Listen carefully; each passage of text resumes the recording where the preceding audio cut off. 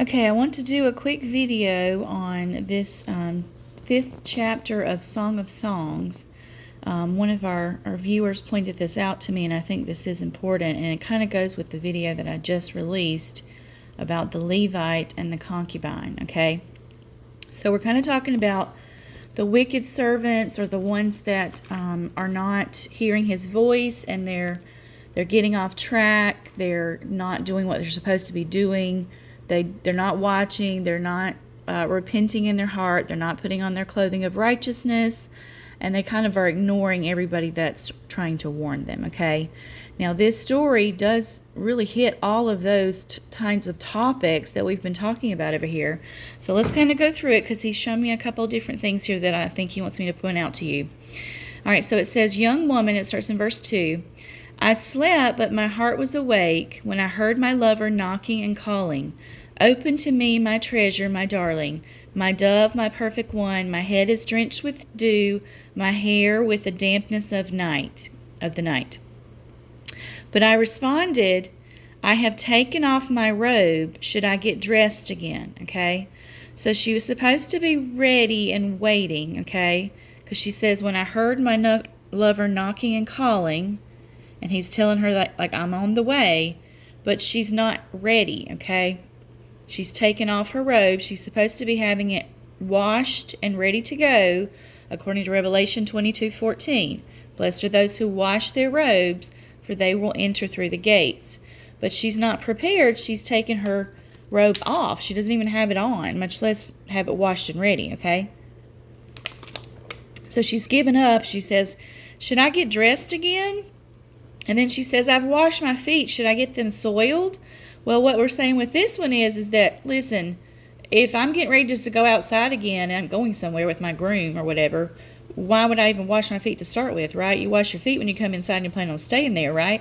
So she was going out. She's not going to go out. She's not going to meet with the groom. She's saying, I'm already ready to, go to bed. I'm not going anywhere right now, okay? And then it says, my lover tried to unlatch the door, and then my heart thrilled within me. Okay, so she's kind of surprised that he's even at the door, because if she knew he was like coming, the door either would have been unlocked or opened, or maybe she would have been standing at the door. So she's kind of got some unbelief here, because she doesn't even have the door opened, okay? I jumped up to open the door, so it's like a surprise here. It's unexpected, for my love, and my hands dripped with perfume, my fingers dripped with lovely myrrh. So she's excited about seeing him, but as she pulled back the bolt, her lover was gone. Okay, she opened to my lover, but he was gone. My heart sank. Well, the reason is she should have been standing at the door waiting in her robe, ready to go, not worrying about her feet getting dirty anymore, because she's about to go somewhere, and she's been left behind. I searched for him, but I could not find him anywhere. I called to him, but there was no reply. It's kind of like the man that was speechless when he didn't have on the right wedding garments in the parable that I just talked about in a previous video, like 2 other videos before this one. So they don't know what to say. They're shocked. They're stunned. They're speechless. The night watchmen found me as they made their rounds. They beat and bruised me and stripped off my veil, those watchmen on the wall. Now, you could take this one in 2 different ways. You could think of this as being, well, she's getting sent into the tribulation, right?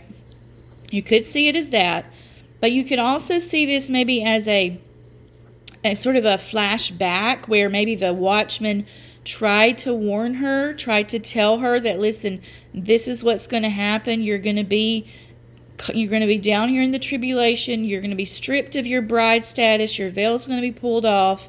You must do what you're supposed to do to get ready for your groom. And she didn't listen, okay? So it kind of be like a combo of those things, okay? And then the last part here is, make this promise, O women of Jerusalem. If you find my lover, tell him I am weak with love. So she's longing for him now that she's missed it, but it's too late, okay? And that's what we keep trying to remind you guys, is that, listen, the rapture is a reward, okay? Revelation 22:12-15 tells you what you need to know about that. And also look at Revelation chapter 3, 4, and 5. In Revelation chapter 3, the Philadelphia church is the only one promised to not have to go through this tribulation. They're going to escape this time of testing, okay? But it says that they have to do some things. They have to obey his command to persevere, and they cannot deny him. Well, what does that mean? That means that you must be holy as he is holy. You must have on your clothing of righteousness, because that's how you don't get your crown taken away. And we look over in Revelation chapter 4, the elders there have a crown on. Where did it come from? The Church of Philadelphia. They also have on their white garments that have been washed, right? So they're white, they're spotless bride, okay? You can think about that verse as well. And then if you go to Revelation chapter 5, they are the only ones there to watch Jesus open up the seals, okay? So they were not left behind, okay? But these other people were, okay? The ones that were not ready, the ones that did not have their clothes on right here, they were not ready to go. They weren't even thinking they were going to go out again, so they've already washed their feet. And so they knew he was coming, but for some reason they didn't believe it, and then they got stuck down here, all right? So that's kind of what's happening with this, and it's just a quick little, what is it, like 10 verses or so over here? That's just a little parallel story of what's been going on here with this little journey that we're on, okay? So don't be the wicked servant that didn't listen, that's not watching. Don't be this, this lady here that's supposed to be waiting for her groom and she's not ready, okay? She's going to be left behind. So pass this around, clean brats. It's very important for you to share this with as many people as you possibly can. We have a campaign going, each reach 7. So each of you needs to get this message to 7 other people and tell them how to get to the rapture. And some of you can probably do a lot more than that. But make sure when you tell them that they have to pass it on. And they have to pass it on. Because you've been lied to by those sneaky people over there in Jude verse 4 who are indoctrinating you into different things that are not in scriptures, okay? And the Bible is calling those people ungodly, all right? This whole immoral grace kind of stuff where God's marvelous grace allows us to live immoral lives. Well, that's not true either, okay? There's some things in there that you've been lied to, and these same people are lying to you, telling that your salvation guarantees you a spot at the rapture. It doesn't. It's a reward, okay? All right, pass this around. I love you guys.